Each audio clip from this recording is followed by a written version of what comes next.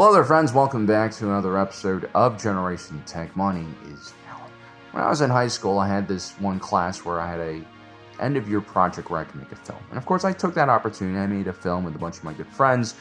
It was very silly. We had a good time. And we showed it to our class. What surprised me was how my teacher reacted. Not only that she loved this movie, she actually started crying in many of the scenes in the film.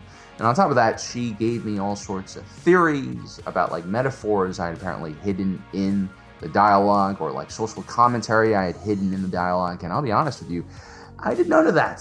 A lot of the lines were ad-lib. We were just finding it to be funny and stupid.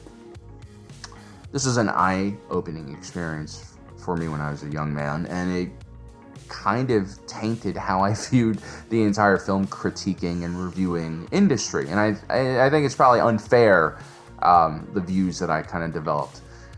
But at the same time, recently, when I was at a talk with Tony Gilroy where he was talking about his previous work in Andor, the interviewer asked him this question about a line Dedra says in the second season. Yes, I'm a scavenger. The interviewer's question was whether this line was actually paying homage to one of his first films, Michael Clayton, where a similar line is said. I'm not a miracle worker, I'm a janitor. Gilroy just brushes this off as unintentional, which kind of reaffirms some of my views of, how kind of reviewers and critics really do make up a lot of theories about what they're seeing in the film that isn't accurate. It's not the intention of the artist to do these things. But then Tony, in that interview, brought up like a good point. When you understand a character in the way that he does, the lines, the dialogue, the action, it all becomes much easier to write. It's less driven by a writer's intent and more by their understanding of the character. This is why this style of writing, filled with honesty and pursuit of truth, is so freaking powerful. This is why I'm doing all of these deep dives into these characters in Andor, because this type of writing presents this opportunity, especially when the writer is so skilled and has a lot to say, a lot to offer to the audience. This is why a lot of these character breakdowns are leading to revelations that are sometimes life-changing and profound. Up until now, we've established that Luthen Rael is one of the most selfless characters in Star Wars history. His horrific actions as the leader of the Axis Network, the murder of assets, the betrayal of entire factions, not only goes against his own values, but also paints him in a horrible light and alienates him from his peers and audience. This man has clearly suffered ego death to such an extent that it no longer bothers him how the world views him. Even his legacy no longer seems to matter that much. This really shook my basic understanding of people, right? I actually, upon first viewing, thought that Luthen was kind of an unrealistic character because the burden he takes is so crazy and the reward he gets is so little. I've always assumed that everyone is just driven by some kind of hierarchy of needs in life. I've also always assumed that people are like me.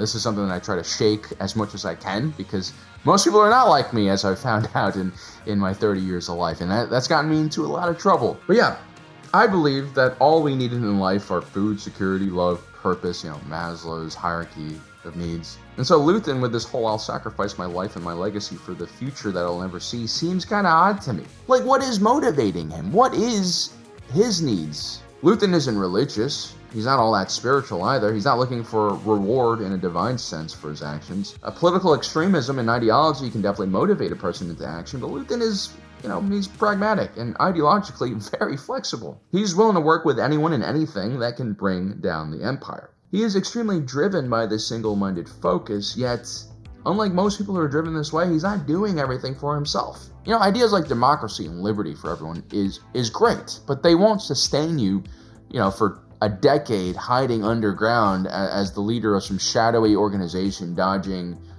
betrayal and death at every turn. You need something more than just political ideas. Luthen is a human being, and human beings, we need our connections to others. What Luthen really needed was someone to be around him that can motivate him, someone that he could see every day. Someone like Kleya. Kleya is the only other character aside from Cassian who gets a backstory, and I think Kleya might be the only character who is more important to Luthen than Cassian. Because without her, Luthen doesn't really make any sense as a character.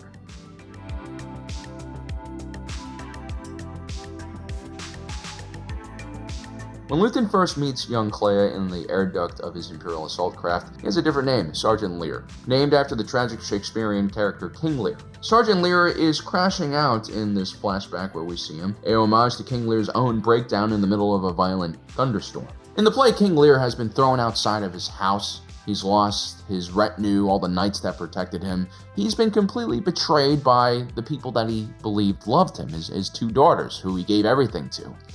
And for the first time in his life, King Lear is starting to understand how the world actually works.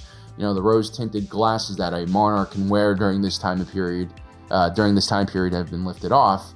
And he sees the suffering of the average man. He understands how they feel because now he's no better than they are. Sergeant Lear is actually going through a very similar awakening in that scene with Kleya. He's being forced to participate in an extremely violent military campaign that involves massacring and executing civilians. We can assume that he, like many other in the uniform, was trained to do a specific job and brainwashed to adopt a certain stance and posture dealing with what he sees on the battlefield. But somewhere below the indoctrination is a layer of moral fiber, and that really kind of wakes him up. It nudges him and is like, are you sure you're okay with doing this? Like, this is up. In this moment of crisis, Kleya comes to Sergeant Lear as a gift. His mind and soul are tormented about what he has to do. He knows rationally that disobeying orders will send him to the brig and it won't be good for him, whereas following orders will damn his soul. He probably won't be able to sleep well for the rest of his life. Kleya's appearance forces him to choose, and choose very quickly. Here is an innocent girl who he probably should shoot. But then again, a lot of men who join the military like Lear does here, I mean, they join because they want to be a guardian. They want to protect innocent people.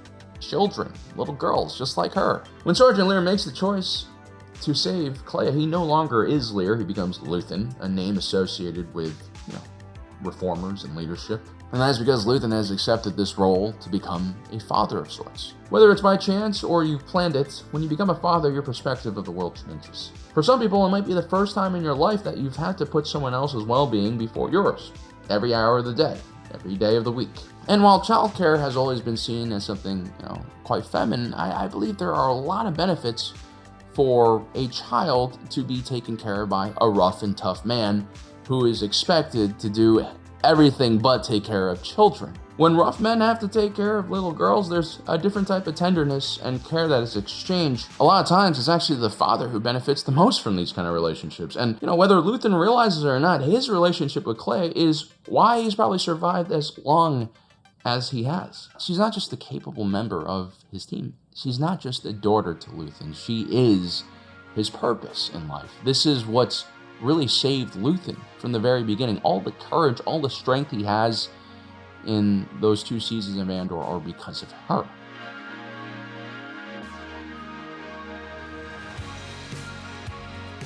Luthen Rael is known for using people. That's why everyone is terrified of him.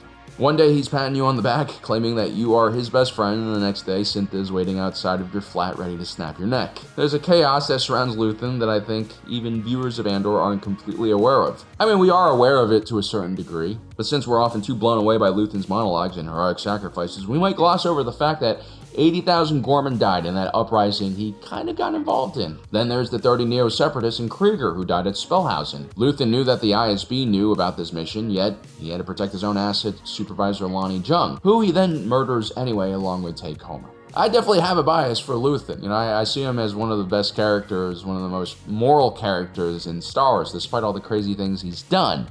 But yeah, if you take a look at the list of all the bodies, it's pretty bad. Luthen is really a good guy, but you shouldn't trust him. This is just a very complex individual. I mean, at one point, even Cassian was on the chopping block. The fact that Luthen only saves people he deems valuable is reprehensible, but then again, that is why Luthen is the best at what he does. So Luthen Rael sees every relationship he has as transactional, except for one, and that is the relationship he has with Kleya Marki. All he does in that relationship is give to her. He tries to teach her, to prepare her for the world he's trying to build. All you know now is how much you hate. You bank that, you hide that. You keep it alive until you know what to do with it. This is kind of dark side, this advice, but it's, the best advice you can expect a combat soldier to give to a tiny child, I imagine. And what's important is that even though Luthen teaches Kleya lessons and skills probably not suitable for your typical child, he does make sure that Kleya doesn't cross certain lines. He protects her.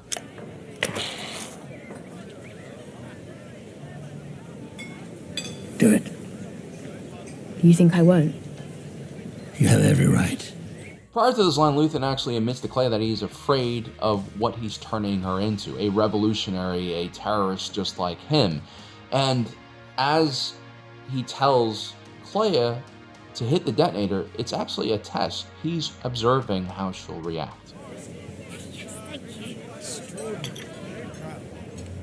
Why are you doing this? Because today it's real. You promised. I lie. Get used to it. Luthen is methodical. I wouldn't be surprised if he purposely sat himself next to that family with a small child so that Kleya could have a taste of what it would be like to have a normal childhood, to only worry about weekend brunches and Sundays. And when Luthen does this, he sees Kleya pause. There's that hesitation. There's that innocent child that was scared in that little air duct he had found her in. And once he sees this part of her hidden beneath the layers of trauma and forced toughness, he once again saves Kleya just like he did on this ship.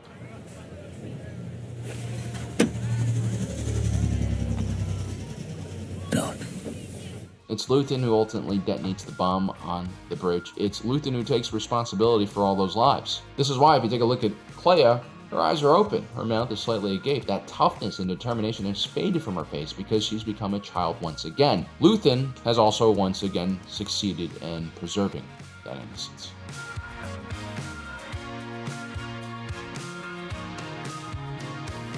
When we're obsessed with things, we put them on pedestals, we fantasize about them, we worship them.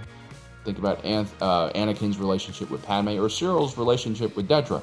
These type of relationships never work out because there's a lack of honesty in them. And that's why in both cases, when the fantasy evaporates, both Cyril and Anakin get violent. They actually attack the thing that they worshipped. Now, both of these individuals might claim that they were in love with their significant other, but clearly that is not what love looks like. This is what love looks like. Am I your daughter now? What is useful? I have to think about that.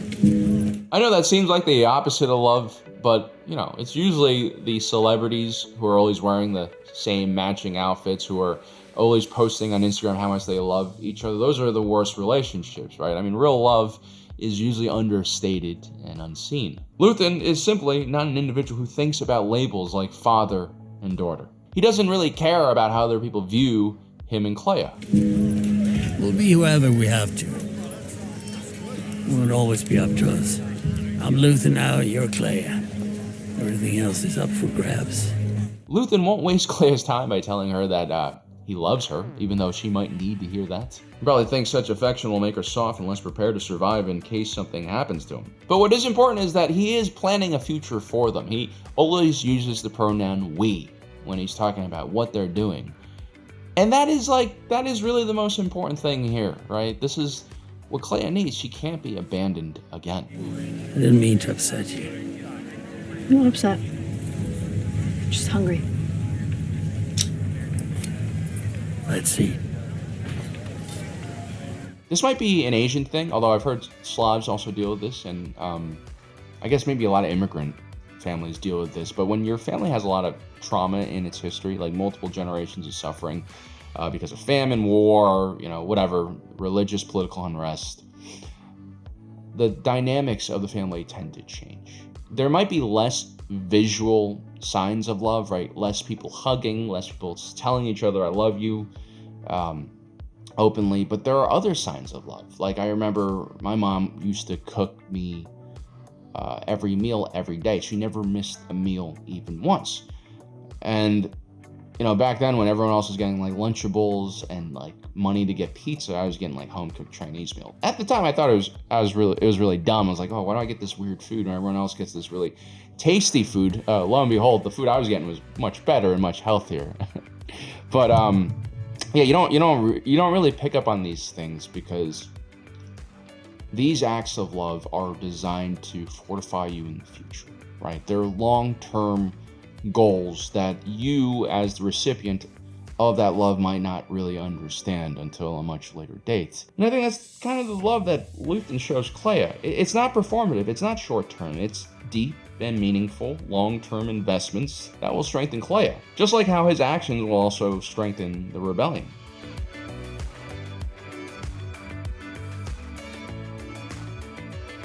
So my editor, Congo, in a lot of ways is better at film reviewing and critiquing than I am. He really is good at finding small little details that other people would miss. Like, I've told him multiple times he should have a segment on the show, but he doesn't want to be on camera. He doesn't want to put stuff out there because he's smart enough to realize that YouTube is a cesspool, right? But anyway, one of the things he noticed was in that flashback. You know that scene where Luthen tells Kleya to store her anger and hatred for a later date? Well, he finishes that statement with this statement. And when I tell you to move, you move. So in the beginning of that episode, it's present time, and Kleya and Luthen are talking about that last meeting they're going to do with Lonnie, and this line appears again. I think we used up all the perfect.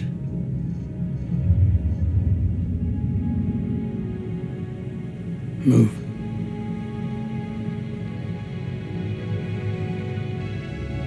This is really the last meaningful thing that Luthen says to Kleya. Move. Basically, since Kleya was a child, she's been collecting her anger just as Luthen has told her so that she can use it when the moment is right. And when he says move, this is the moment. You see, up until this moment, Luthen has had Kleya by his side as not just an assistant, but like his daughter. This is why their relationship goes far beyond just a professional one. And while Kleya is involved in all of the hard and deadly decisions that these two must make. And up until this moment, we never see Kleya kill anyone in the show. I mean, it's Luthen who hits the button on Naboo. And I wouldn't be surprised if since that moment, he's tried every step of the way to push the button again and again, pull the trigger, or get others to do it, just not Kleya. The thing that made Luthen pause all those years earlier when he was a soldier, Kleya's innocence, well, he's been trying to preserve that ever since. This is really the only selfish desire that he allows himself to have. Everything else he does for the Axis Network, but this, Kleya, he does for himself. This might be why he tolerates couples in his Axis Network. I mean, he understands the solve and sanity that a good relationship with someone you truly love can provide. He understands how much motivation one can derive from loving another person. He understands the strength it can give you. The funny thing is that, this part of Luthen and Kleya's relationship is heavily steeped in the philosophy of the Force, which I think actually Tony Gilroy would roll his eyes at if I said that, maybe. But yeah, Luthen has told Kleya to hold on to her anger until this moment, right now, when he says move, right before he is captured by the Empire. The idea is, with her adopted father stuck in a medical facility guarded by the ISB, this is when Kleya is supposed to really give in to her anger, to her hatred, to the dark side. That was supposed to help her free Luthen? But what has Luthen done all these years for Kleya? Well, he's taken on the burden, on most of the risk of the revolution, including the moral hazard, killing people and damaging your soul by doing that. In many ways, Luthen has also taken on the emotional burden that Kleya felt as a child, and he's helped provide relief for her by showing that the Empire can be fought and can be destroyed. With each victory, he brings more hope, more closure to this sweet, innocent child he first rescued. And he does this all without letting her do anything horrible.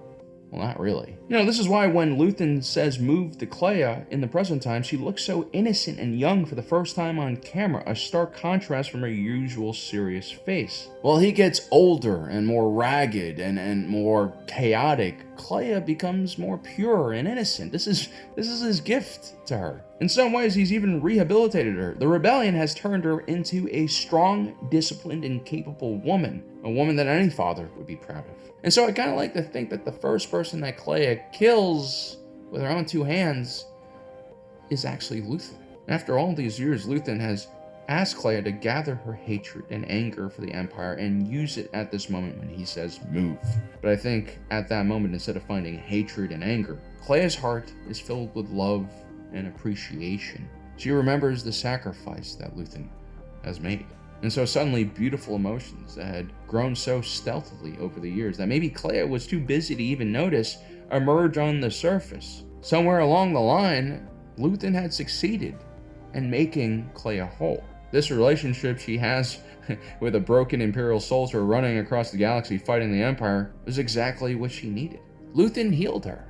He told her to gather all of her hatred and anger and not act on it. And because she held on to it all those years, he's helped her with therapy by giving her agency, by showing her that the Empire that did all of these wrong things to her can be beaten. He literally healed her from all of this darkness inside of her. Which is why she doesn't give into her hatred at the end in the hospital. She could have bought more explosives, tried to kill Dedra. She could have went out just like that weird busboy in the hotel did. But no, she keeps her head cool. And she escapes, just like how her father taught her to. And then days later, she gets to wake up in that last scene on Yavin, experiencing the sunrise that Luthen will never get to see. A galaxy full of opportunity. So ultimately, Luthen set out to save one small innocent child, and by doing so, he saves the galaxy. Wonderful.